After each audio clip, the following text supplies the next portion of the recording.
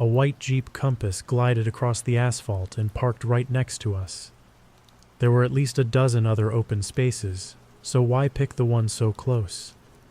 I glanced to my left, and there he was, the same driver who'd been lingering in my memory, like a fleeting shadow I couldn't quite get rid of.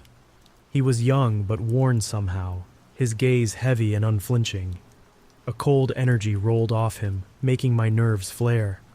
Part of me wanted to brush it off, assume I was just stuck in my own fears, but the longer we locked eyes, the more certain I became that this wasn't random. My friend must have sensed it too. She snapped awake, following my stare. I heard her mutter something like, "Not again," and that was all the push I needed. I cranked the ignition, yanked the gear shift into drive, and tore out of there.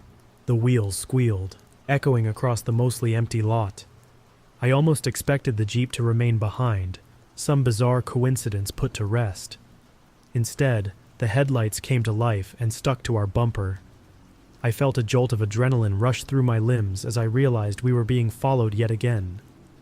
The highway ramp was up ahead, and I gunned it, hoping I could leave him behind in the open stretches of road. But once I merged, those lights were still there, unwavering.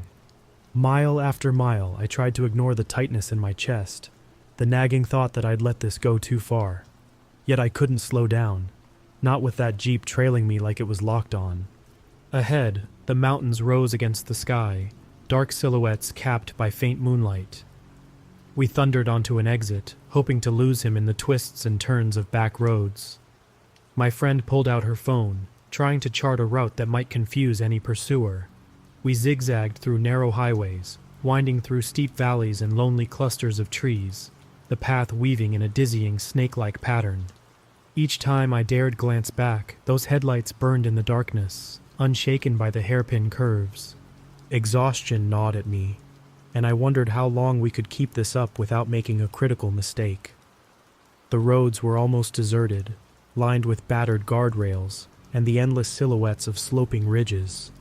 Everything in me wanted to stop, to catch a moment's calm, but my instincts hollered that would be a terrible idea with this creep hanging on our tail.